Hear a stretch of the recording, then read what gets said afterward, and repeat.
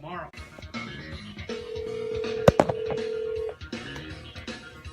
Hello? Yeah, hi, Vito Stellino, please. Speaking. Vito, you ready to go on? Yeah, by the way, do you know Dan Daly? I'm sorry, Chan Gailey, I know of him, yeah. He wrote for Football Chronicle. He sent me a clip from 1947. Oh, wow. The AP ran a story on it. Okay, well, that's good. Let me go in. I'm just about at the end of my bumper music, but let's talk about that here privately later, okay? Okay. Hey, Vito Stellino is on the line here on Tri-City Sports Now. Love having him on because he is one of the great writers in pro football history. Many of you will remember when he had the NFL beat on the Sporting News years ago. Covered the great Steelers teams of the 70s.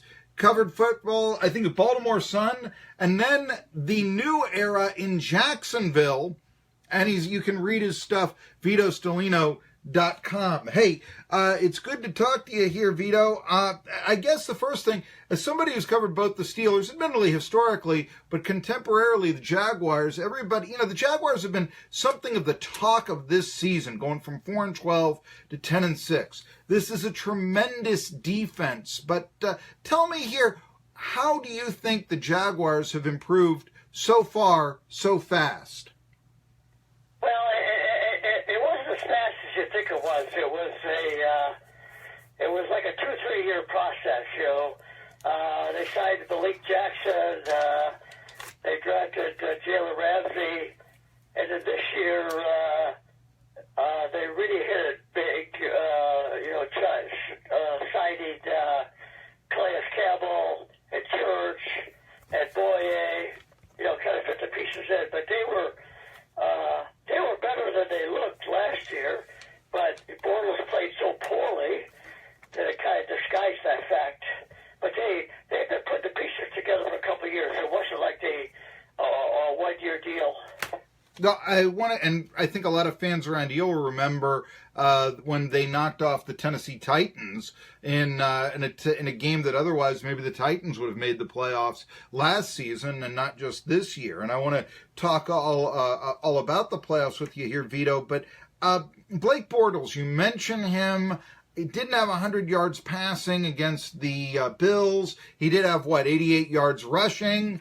But is this a guy that can actually carry the Jaguars into the Super Bowl this season? Because they've got, it seems to me, a Super Bowl defense, number 1 in sacks, number 1 in pass defense. But then you start wondering, can this guy lead them back from a deficit if it so should happen? Can this guy, pull out a drive at the end of the half? What are your thoughts on Blake Bortles?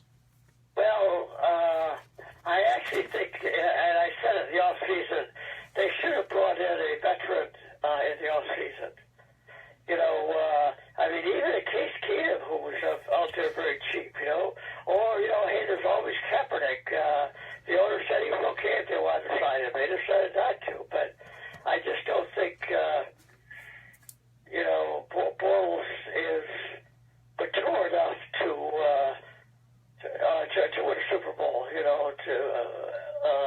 he's just too erratic. He has flashes, but then he kind of reverts and makes too many mistakes. And so I would assume that the Jaguars' top priority will be going out and find a new quarterback next year. Because if they had a quarterback this year, I think they'd have as good a chance as anybody. Well, if they had a quarterback that they can really depend on. See, the problem is people are talking about whether they have to run the ball very well. Well, everybody now plays them like 8, 9 men in the box, and dares Bortles to beat them, so it's very hard to find running room when the whole defense is stacked just to stop the run. We're talking to Vito Stellino at VitoStellino.com. He's one of the great pro football writers. Let's see, you started, I guess, covering pro football early 73, correct? And basically been at it since then. Am I correct there?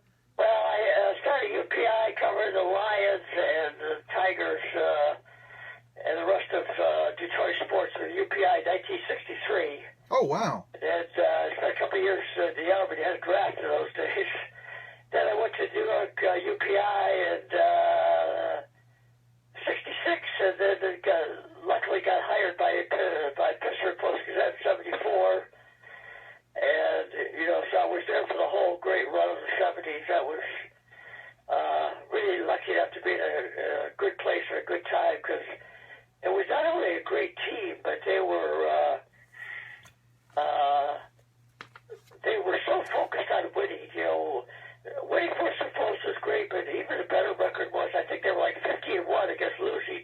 That's true. That's true. That run. I mean, if they were supposed to beat you, they were going to beat you, and they expected to win, but they didn't overlook or get lose focus. Had a great coach.